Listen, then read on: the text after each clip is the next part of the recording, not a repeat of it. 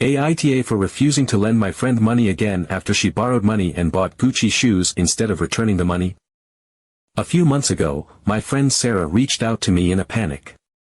She was behind on rent, struggling to afford groceries, and didn't know what to do. She told me she had nowhere else to turn and begged me for help. She was crying, saying she just needed a little time to get back on her feet. And I get it, times are tough, and I never want to see a friend suffer. So without hesitation, I transferred her $1,200. That was her rent for the month plus a little extra for food. I told her not to worry, that I understood, and I trusted she'd pay me back when she could. She promised she would. At first, I didn't even think about the money.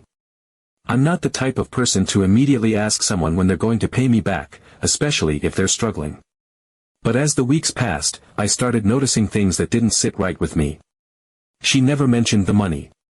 Not once. No updates, no, hey, I haven't forgotten, I'll send something soon. Just nothing. But what she did talk about. How she had been going out for drinks with friends, buying little things for herself, and treating herself to self-care days. Now, I'm all for self-care, but when you owe someone over $1,000, maybe getting your nails done and going out for cocktails isn't the best financial decision. Still, I gave her the benefit of the doubt. I figured maybe she just needed a little more time. Then, last week, I was scrolling through Instagram, and my stomach dropped. Sarah had posted a picture of her brand new Gucci shoes. Not a gift, not secondhand, not some "look at this amazing thrift store find" type of post, no, she was proudly flaunting that she had bought them for herself. The caption? Something along the lines of, "Treat yourself, because you deserve it." I stared at the screen for a solid minute, my blood boiling. She deserved it. What about the $1,200 she still owed me? What about the rent and groceries I had covered for her when she had nowhere else to turn? I decided I wasn't going to sit around and stew in silence. I messaged her, asking about the money. I was polite, even though I wanted to scream. I just asked if she had an update on when she could pay me back. Her response: "Oh, I'll get it to you soon, don't worry." That was it. No apology, no explanation. Just a casual brush off, as if I had asked her when she was free for lunch. I was already beyond frustrated, but then things got worse. Just a couple of days later, Sarah texted me again, saying she was short on rent this month and asking if I could lend her more money. I actually had to reread the message to make sure I wasn't imagining things. She hadn't even paid me back a single dollar from before, and now she was asking for more. I took a deep breath, trying to stay calm, and told her no. I wasn't rude, but I made it clear, until she paid me back the money she already owed me, I wasn't going to lend her anything else. And that's when she lost it. She immediately called me selfish. She said I was holding a grudge over something small, that I was being unfair, that she thought I was a real friend. She even had the nerve to say that friends should support each other, not throw money in each other's faces. At that point, I was done. I reminded her that I had supported her. I had given her money when she needed it the most, without hesitation. But now, watching her blow money on designer shoes while ignoring what she owed me, I wasn't going to keep pretending it was okay. She didn't even respond. She left me on read, and later, I found out from mutual friends that she had been complaining about me, saying I was gatekeeping money and acting like a debt collector. Now I'm wondering if I should have handled it differently. Was I too harsh? Am I being petty? I don't know. But what I do know is that I feel taken advantage of, and I can't shake the feeling that she never intended to pay me back at all. So, am I the asshole for refusing to lend her more money? Update 1. After Sarah disappeared from my life, I decided to just accept the fact that I would never get the money back. It wasn't worth my energy anymore.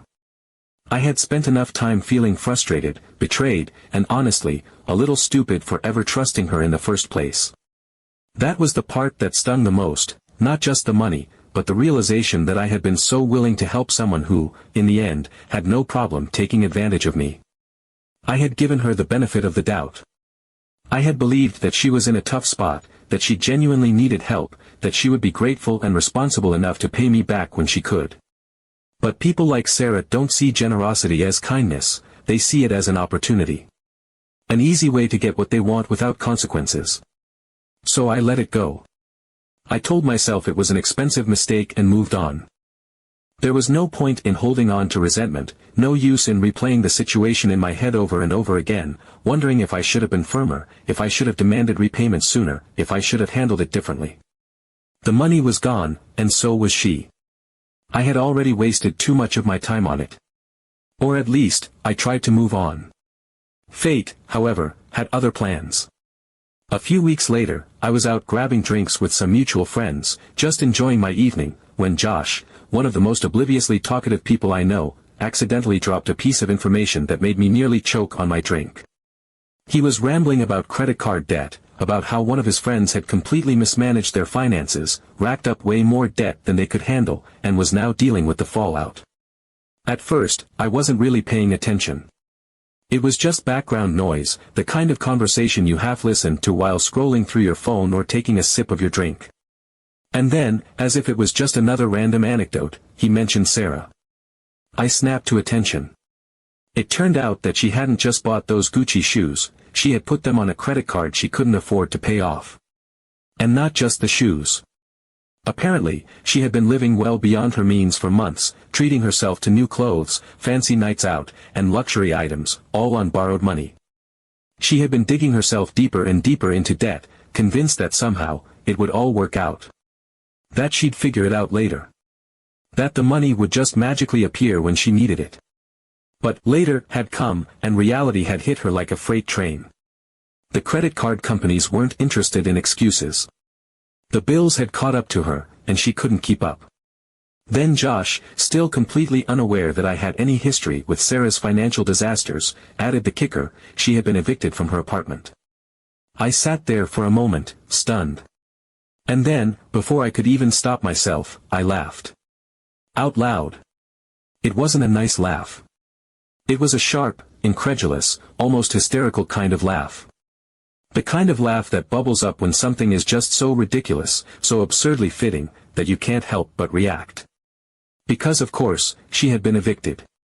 Of course, this was the inevitable conclusion to the choices she had made. What did she think was going to happen? That she could just keep spending recklessly, ignoring responsibilities, and everything would magically work itself out? That there would never be any consequences?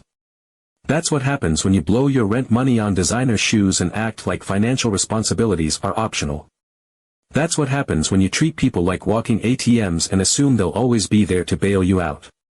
That's what happens when you live in a fantasy world where you believe you can keep borrowing, keep spending, keep making selfish choices, and never have to deal with the fallout.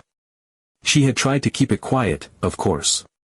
She didn't want people knowing that the girl who had once flaunted her luxury purchases, her treat-yourself lifestyle, had been forced to pack up her things and move back in with her parents. But eventually, people found out. And the best part? Her parents weren't having any of it. From what Josh said, they had absolutely no intention of bailing her out. They weren't going to pay off her debts. They weren't going to fund her lifestyle. They were done with her reckless spending, done with her entitled attitude, and definitely done with playing the role of financial safety net. She was on her own. I won't lie, I felt a little bit of satisfaction hearing all of this. Not because I wanted to see her struggle. Not because I wanted her to fail. But because it was the exact kind of reality check she had so desperately needed. Actions have consequences. You can't just take advantage of people, blow through money, and expect the world to keep catering to you. Eventually, it catches up to you. And for Sarah, it had. Hard. For weeks after that, I didn't hear from her. She had vanished from social media, no more glamorous outings, no more shopping sprees, no more carefully curated posts about treating yourself and self-care. It was like she had completely disappeared. The girl who had once been so loud about her lifestyle, so eager to show off her spending habits, had suddenly gone silent. And then, out of nowhere, she messaged me. It wasn't an apology. It wasn't her finally acknowledging that she had screwed me over. No, it was something so much worse. She wanted to make up and give me another chance. Give me another chance. As if I was the one who had betrayed her. As if I was the one who had ignored a debt, wasted money on luxury items, and then lashed out when confronted about it. The sheer audacity of it was almost impressive. Almost. I didn't even respond. I didn't ask what she wanted, I didn't entertain whatever ridiculous excuse she had lined up, I didn't let her drag me back into her mess. I just ignored her message. Update 2. I had almost come to terms with the fact that the money was lost. It was a bitter pill to swallow, not just because of the amount but because of what it represented. It was not just about the $1,200, it was about trust, about believing in someone, about thinking that when you help a friend in need, they will appreciate it rather than take advantage of it. But at some point, I had to let it go. There was no point in holding on to resentment, no point in replaying conversations in my head, no point in wishing things had gone differently. The money was gone. Sarah was out of my life. That alone was a win. She had burned her bridges, ruined her own financial stability, and now she was stuck dealing with the consequences of her own actions. I told myself that was enough. It was not easy to fully move on, though. There were moments when I would still feel a twinge of frustration, a small pang of anger when I thought about the sheer audacity she had displayed. It was not even that she had not paid me back, it was the way she had acted about it. The way she had dismissed my concerns, the way she had pretended it was no big deal, the way she had called me selfish for refusing to give her even more money. The way she had flaunted those ridiculous Gucci shoes while knowing full well that she had not even attempted to pay me back. I had pushed it out of my mind as best as I could, but every once in a while, something would remind me, and the anger would bubble up again, only for me to push it back down. It was done. Dwelling on it was pointless. And then, out of nowhere, she sent me money. It was only $200, but the message attached to the transaction was what truly stunned me. Start of payments. I stared at my screen for a long time, trying to process what I was looking at. It felt surreal. After all this time, after months of silence, after all the excuses, the indifference, the outright dismissiveness, she was suddenly sending me money. I had written that money off so long ago that it felt like receiving cash from a ghost. A part of me wondered if it was a mistake, if she had meant to send it to someone else and I had somehow ended up as the accidental recipient. But no, there it was. Start of payments. At first, I did not understand why. This was not like Sarah. The Sarah I knew, the Sarah who had laughed off her debts, who had prioritized luxury purchases over basic responsibilities, who had treated my loan as free money, was not the type to suddenly feel a moral obligation to pay someone back. She had ignored me for months. She had shown zero remorse. She had acted like I was the one who had wronged her. There was no way she had suddenly grown a conscience. I knew there had to be another reason. And a few days later, I found out exactly what had happened. Sarah had a new boyfriend. His name was Max, and he had only been in the picture for a short while before everything imploded. At first, things had seemed great for her, she had someone new, someone who was willing to take her out, someone who treated her well, someone who did not yet know about all the chaos she had left in her wake. She had managed to present herself as the person she always wanted people to believe she was, charming, fun, carefree, put together. But Sarah had always had a habit of getting too comfortable, too quickly. She had never been particularly good at keeping her mouth shut when she felt like she was in control of a situation. She had always been a little too proud of the way she manipulated people, a little too eager to gloat when she thought she had successfully gotten away with something. And that was exactly what led to her downfall. One night, she had been bragging, laughing, actually, about how she had cheated a fool out of $1,200 and spent it on herself. She had thought it was funny. She had thought it was impressive. She had thought Max would see it as a joke, a clever little scheme that had worked in her favor. She had expected him to laugh along with her, to be impressed by her ability to manipulate people and get what she wanted. Max did not see it that way. Unlike her, he had principles. He was not amused by her little confession. He was not impressed by her ability to use people. If anything, he was disgusted. He immediately confronted her, demanding to know if she had really done that. She had tried to brush it off, had tried to make it sound like it was not that big of a deal, had tried to frame it as some exaggerated story that was not entirely true. But the damage was already done. He saw her for exactly what she was. And he did not let it go. He told her in no uncertain terms that if she wanted to prove she was not the kind of person she had just made herself sound like, she needed to start paying that money back. He refused to let her pretend it was no big deal. He refused to let her sweep it under the rug. He pushed her to do the one thing she had never intended to do, take actual responsibility for her actions. And under pressure, real pressure, the kind she was not used to dealing with, she finally caved. That $200 was a desperate attempt to prove to Max that she was not as bad as she had just made herself sound. It was a weak, last-minute effort to convince him that she was not the selfish, manipulative person she had just admitted to being. It did not work. Max wanted nothing to do with her. As soon as he realized what kind of person she truly was, he ended things. She did not get a chance to manipulate her way out of it. She did not get a chance to spin the situation in her favor. He was done. Just like that, she lost both her boyfriend and the little bit of dignity she had left. But that was not all she lost. Word got around. Fast. Sarah had already been on thin ice with a lot of people. Her eviction had been a hot topic in our social circles, and plenty of people had already started distancing themselves from her. But this? This was worse. People who had once defended her, who had believed she was just struggling and trying to figure things out, now saw her for what she truly was. She was not some poor girl down on her luck. She was someone who used people, laughed about it, and expected to get away with it. Her reputation took a hit that she could not recover from. By the time I heard all of this, she had sent me another payment. Then another. It was never much, just small amounts trickling in, but each one was another reminder that she had been forced to face the consequences of her actions. I had never expected to get a single cent back, so I found the whole thing hilarious. She sent me a few more payments, but she never reached $1,200. Update 3. I was fed up with all of it. The excuses, the audacity, the trickle of payments that never added up to anything meaningful.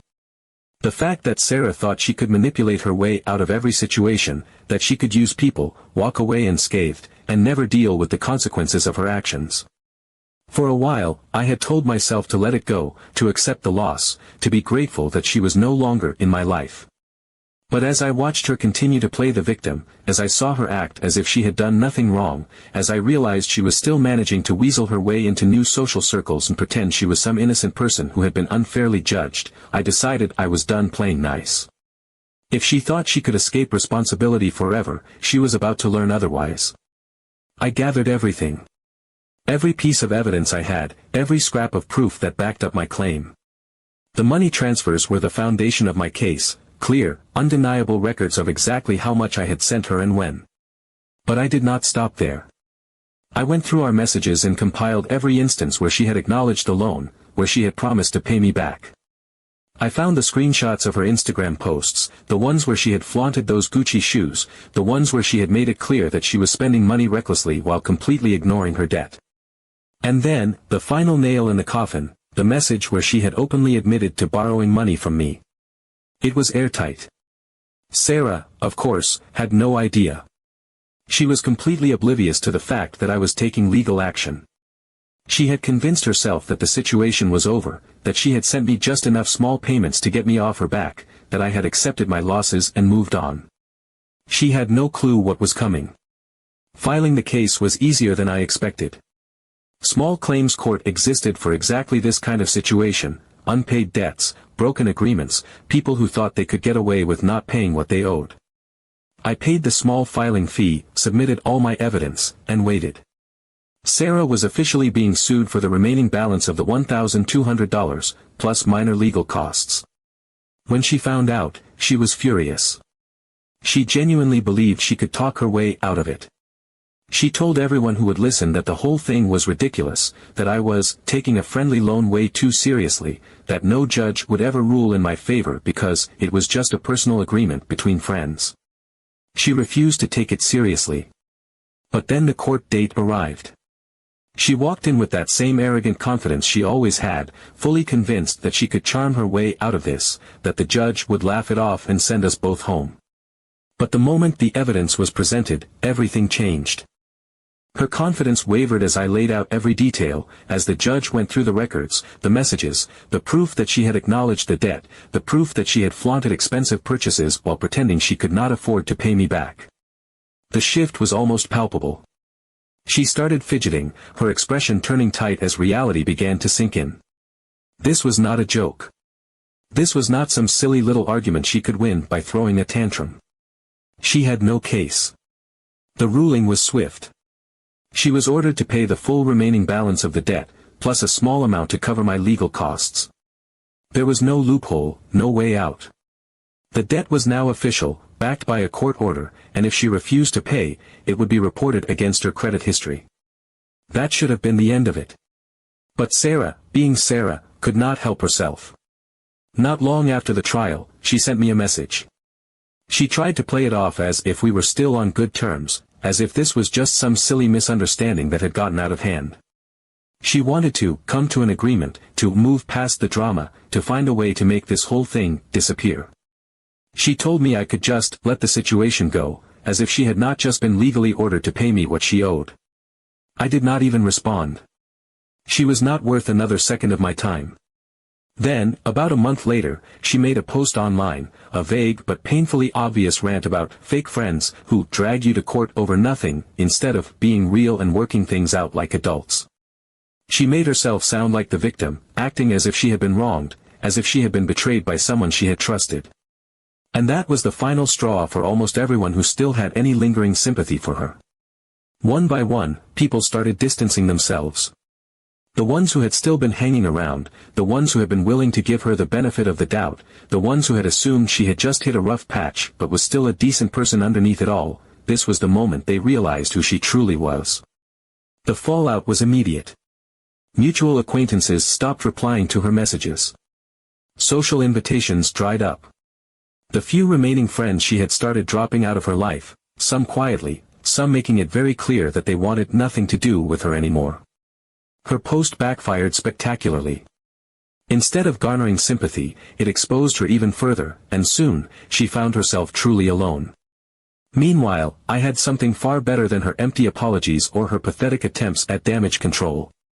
I had a legally binding document that stated, without a doubt, that she owed me money. If she refused to pay, it would follow her.